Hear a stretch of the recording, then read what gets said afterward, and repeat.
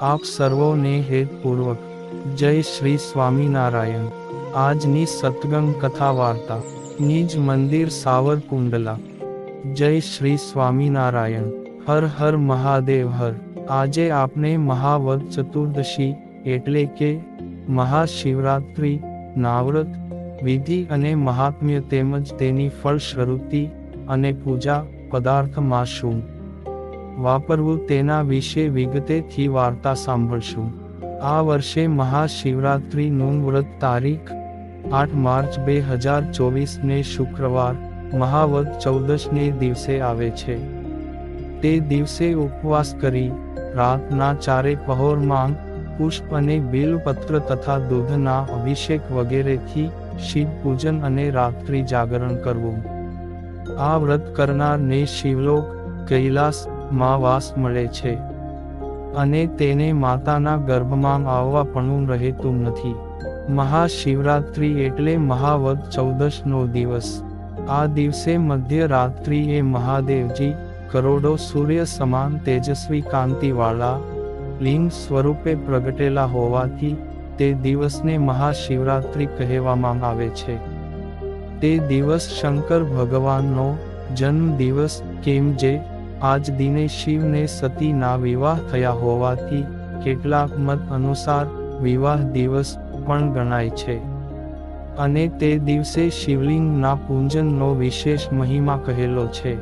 તેમજ આ દિવસે શિવ પાર્વતી વિવાહ થયા હતા, તેથી માતા પાર્વતીજીને શૃંગારની ચીજ કુમકુમ, ચાંદલા, સાડી, અત્તર, પાવડર વગેરે 16 શણગાર પણ અર્પણ કરી માતાજીનો રાજીપો લઈ તેમની કૃપા મેળવી શકાય છે અને માતાજી તથા ગણપતિજીને લાલ પુષ્પ, દુર્વા કહેતા ડાબ અને કાર્તિકેયને શિવજીને સફેદ પુષ્પ તેમજ ભગવાન ભોલેનાથને ધતુરાના ફૂલ અને ભાંગનું નૈવેદ્ય અને આરતી માટે કપૂર ઉત્તમ ગણવામાં આવે છે, તેથી તે અર્પણ કરી શકાય છે।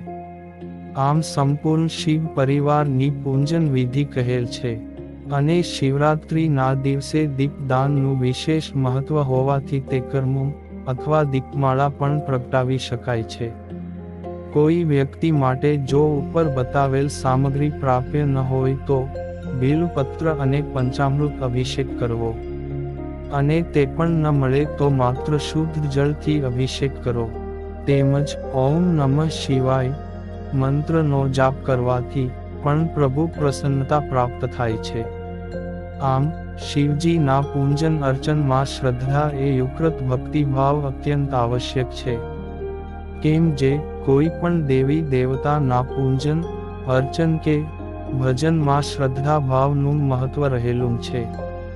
કેમ જે જેવી અને જેટલી શ્રદ્ધા ભક્તિભાવ શુદ્ધ અને પ્રબળ હોય તે અનુસાર જ ફળશ્રુતિ થાય છે। આ દિવસે લોકો ઉપવાસ કરે છે ને ફળાહાર કરે છે, તેમાં વિશેષપણે બટાટા અને શક્કરિયા ખાય છે।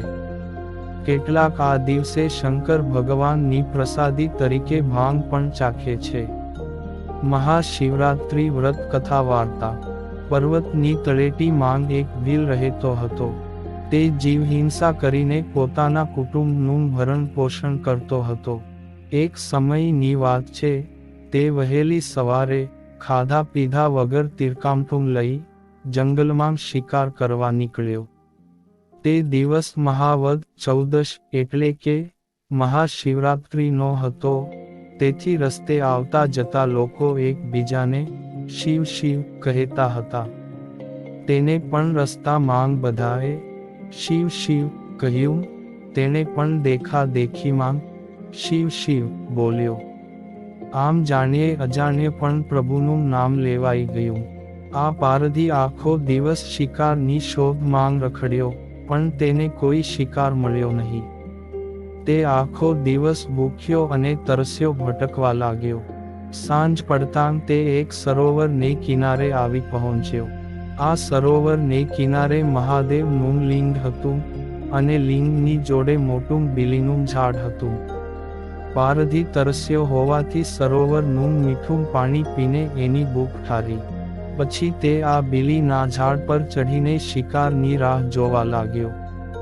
પરંતુ ઝાડ પર બેઠા બેઠા એને શિકાર જોવામાં થોડીક તકલીફ પડતી હતી, કેમ કે એના મોઢા આગળ બીલીની 2-3 ડાળી આવી જતી હતી. આથી તેના પાંદડા નડતા હોય એટલે તે બેઠો બેઠો બીલીના પાંદડા તોડી નીચે ફેંકતો હતો. અજાણતા જ આ પાંદડા નીચે રહેલા મહાદેવજીના લિંગ પર પડતા હતા. આમ કરતા રાતના 11 વાગ્યા.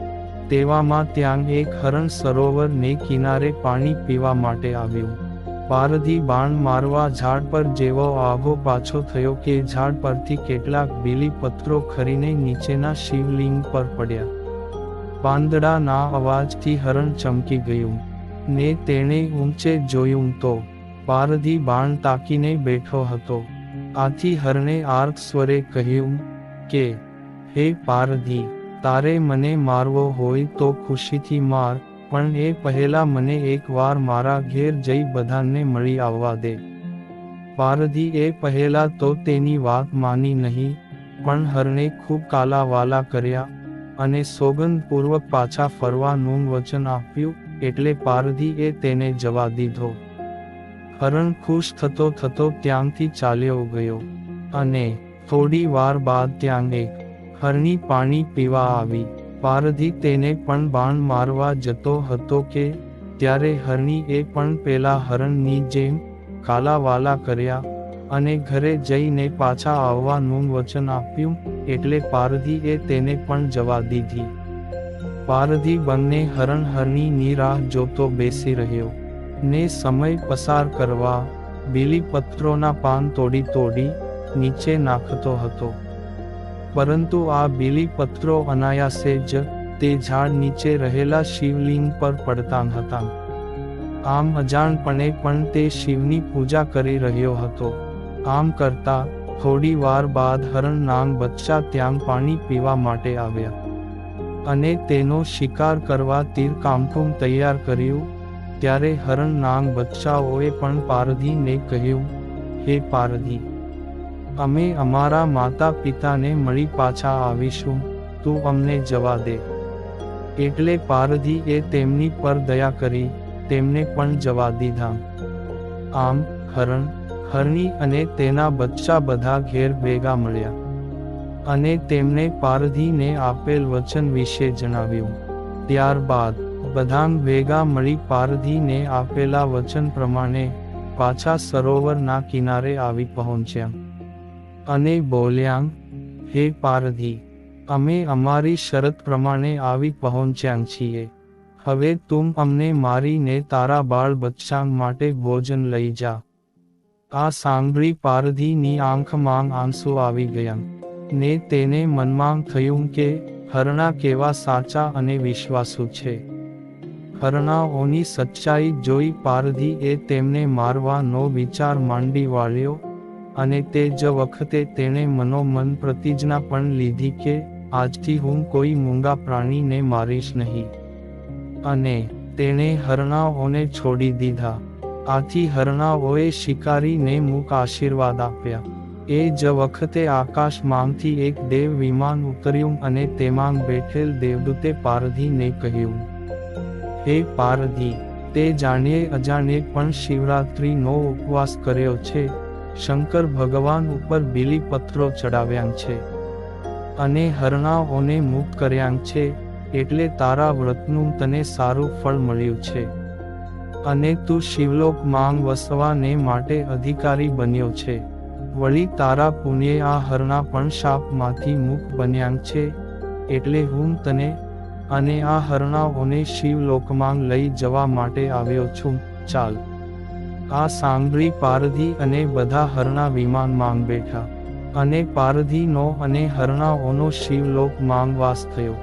માટે હે મહાદેવજી, આ પવિત્ર મહાશિવરાત્રિનું વ્રત જે કોઈ પણ શ્રદ્ધા અને ભક્તિભાવપૂર્વક કરશે, તેમને જેમ પારધી તે અને મૃગલાઓને શિવ પૂજાનું ફળ મળ્યું, એમ સૌ કોઈ વ્રત કરનારને પણ મળજો. આમ અજાણતા પણ પારધી દ્વારા શિવરાત્રિનું વ્રત થયું અને તેમને શિવલોકની પ્રાપ્તિ થઈ. તો આપણે ભક્તિભાવપૂર્વક વ્રત ઉપવાસ કરીએ તો અનેક ગણું ફળ મળે ને અંતે શિવલોકમાં વાસ થાય છે. હર હર મહાદેવ.